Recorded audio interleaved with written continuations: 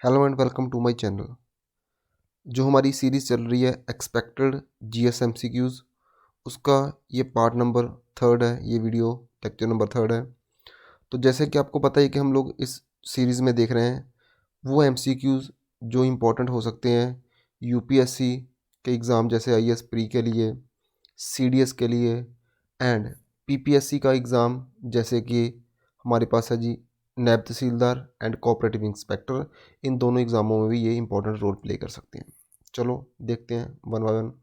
आपको पता ही होगा कि ये जो सीरीज़ है इसमें हम लोग डेली 10 क्वेश्चन देख रहे हैं, और जो आज का पार्ट 3 है इसमें हम लोग 21 से लेके देखेंगे जी 30 क्वेश्चन तक। तो चलो फर्स्ट है 21।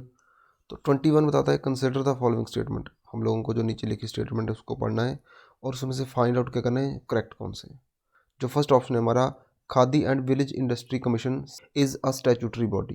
तो ये एक स्टैट्यूटरी बॉडी है जो कि एक्ट के अंडर बनी है। जैसे कि लास्ट वीडियो में अगर आपने वो देखी है तो आपको पता होगा कि स्टैट्यूटरी बॉडी क्या होती है। हाँ, अगर नहीं देखी तो वीडियो देख लेना ज़रूर, उसका लिंक है जो आपको डिस्क्रिप्शन में मिल जाएगा और इसकी प्लेलिस्ट में भी है जी। तो सेकंड स्टेटमेंट है K V I C has developed a recyclable plastic mixed handmade paper under the project REPLAN. अगर रीप्लान की फुल फॉर्म देखें तो रिड्यूसिंग प्लास्टिक फ्रॉम नेचर। तो ये दो स्टेटमेंट है और ये दोनों स्टेटमेंट ही बिल्कुल सही है। तो हमारा option number C is the correct answer. थोड़ी सी एक्सप्लेनेशन देख लें इस चीज़ की, ये क्या चीज़ है। तो प्रोजेक्ट रीप्लान देखते पहले क्या है। प्रोजेक्ट रीप्लान की फुल फॉर्म जैसे हम लोग देख चुके हैं already, reducing plastic in nature.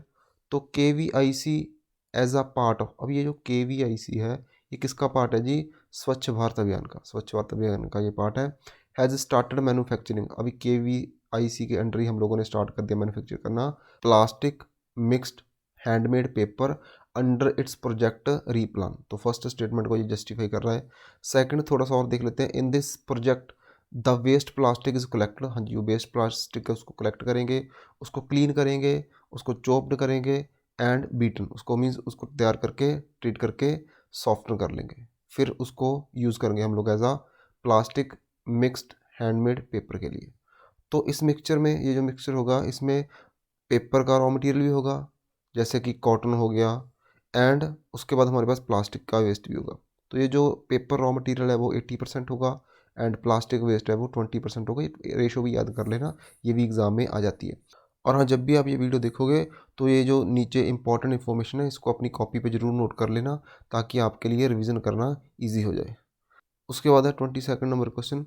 इसमें क्या लिखा है, consider the following statement regarding national programme for civil services capacity building NPCSCB। तो इसके बारे में हम लोगों को बात करनी है और ढूंढना हमें इसमें से करेक्ट है कि कौन सी बात है सही है और कौन सी गलत है। फर्स्ट स्टेटमेंट है it is aimed at building a future ready civil services with the right attitude skill and knowledge aligned to the vision of new India.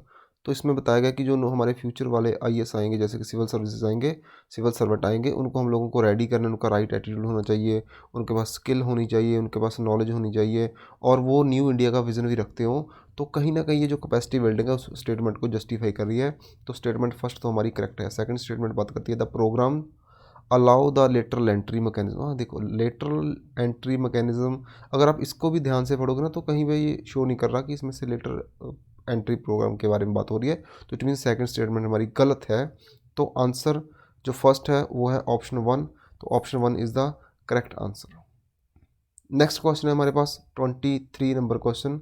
इसके बारे में देखते हैं जी क्या है। With reference to the member of parliament local area development scheme MP led scheme के बारे में है कि उसको कंसिडर करो कौन कौन सी स्टेटमेंट के बारे में। तो देखना हम लोगों को क्या है जी, करेक्ट स्टेटमेंट क्या है। तो चलो इसको रीड करते हैं। It is a centrally sponsored scheme. तो फर्स्ट स्टेटमेंट है कि ये जो सेंट्रली स्पॉन्सर्ड स्कीम है।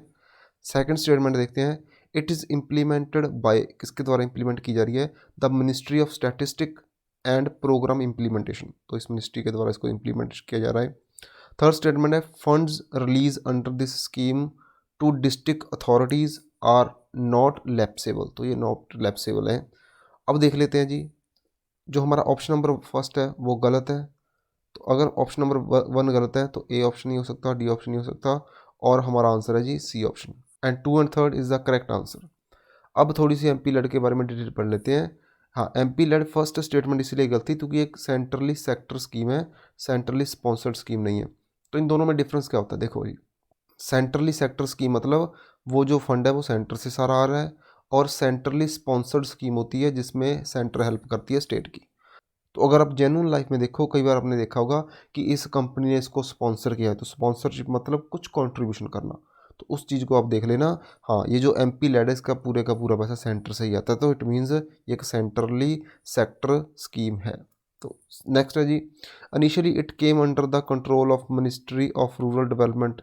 स्टार्टिंग में ये मिनिस्ट्री ऑफ रूरल डेवलपमेंट के अंडर आती थी, लेकिन in October 1994 it was transferred to ministry of statistic and programme implementation. तो जो प्रेजेंट है वो इसी मिनिस्ट्री के अंडर है, तो सेकंड स्टेटमेंट हमारी इसी से सही होती है। उसके बाद ईच ईयर जो एमपीज़ होते हैं वो रिसीव करते हैं 5 करोड़। अब एमपी है, इसमें लोकसभा का भी एमपी होगा और राज्यसभा के एमपी होगा, दोनों इंक्लूड होते हैं।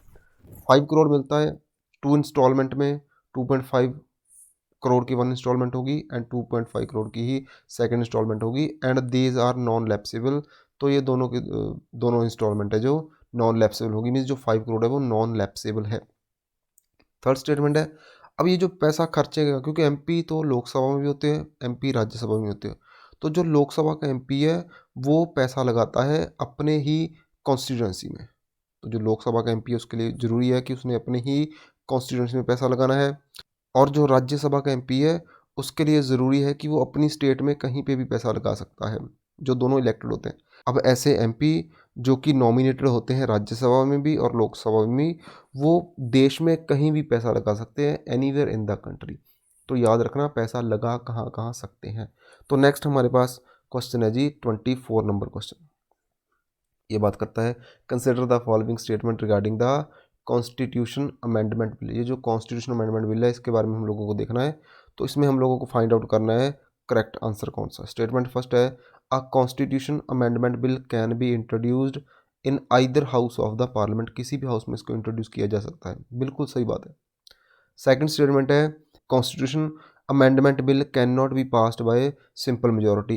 देखो जी, जो कॉन्स्टिट्यूशन अमेंडमेंट हो है वो सिंपल मेजोरिटी से भी हो सकती है और स्पेशल मेजोरिटी से भी होती है, एंड जो थर्ड टाइप होती है वो होती है special majority with minimum 50% state की कंसेंट।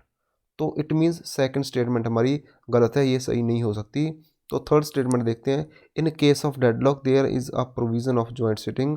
तो ये स्टेटमेंट भी बिल्कुल गलत है, क्योंकि कॉन्स्टिट्यूशन अमेंडमेंट के केस में जॉइंट सिटिंग का प्रोविज़न नहीं है। तो हमारी फर्स्ट स्टेटमेंट ही सही है, answer number A is the correct answer. चलो उसके बाद है 25 नंबर क्वेश्चन। तो 25 नंबर क्वेश्चन बात करता है विद रेफरेंस टू चाहबार पोर्ट। तो हम लोगों को चाहबार पोर्ट के बारे में कुछ जानकारी दी गई है, तो देखते हैं क्या उसमें सही है कौन गलत है। तो फाइंड आउट हम लोगों को करेक्ट ही करना है कि क्या सही है। It is located in the Persian gulf. तो ये कहते हैं पर्शियन गल्फ में है चाहबार पोर्ट। अगर आप थोड़े से करंट अफेयर फॉलो कर रहे हो, थोड़ी सी जीके पढ़ रहे हो, तो आपको पता होगा कि जो चाहबार पोर्ट है वो ईरान में आता है। तो जो ईरान है वो गल्फ ऑफ, जो ईरान है वो पर्शियन गल्फ में नहीं आता, तो इट मीन्स फर्स्ट स्टेटमेंट हमारी रॉन्ग हो जाती है। तो second statement, it provides India access to Afghanistan and central Asia, जो कि बिल्कुल ही सही स्टेटमेंट है। तो option number B is the correct answer. अब थोड़ा सा मैप हम लोग देख लेते हैं कि क्या है इसके बारे में। ये देखो जी, ये रहा हमारा प्यारा भारत, और ये प्यारे भारत का प्यारा सा गुजरात वाला एरिया, ये नीचे मुंबई वाला और महाराष्ट्र वाला एरिया है। तो वहाँ से अगर हम लोग जाएँ अरेबियन सी से, तो ये रहा हमारा चाबार पोर्ट। हमारा इसलिए क्योंकि हमारी कंट्री के पैसे से ये डेवलप हुआ है और ये ईरान कंट्री में आता है। तो इसी से हम लोग एंटर करेंगे अफ़गानिस्तान एंड सेंट्रल एशिया में, क्योंकि हमारे पाकिस्तान के साथ रिलेशन अच्छे नहीं हैं। तो ये हमारे लिए ज़रूरी था कि हम लोग कुछ ऐसा एक रास्ता ढूंढें जो कि हमें सेंट्रल एशिया तक ले जाए।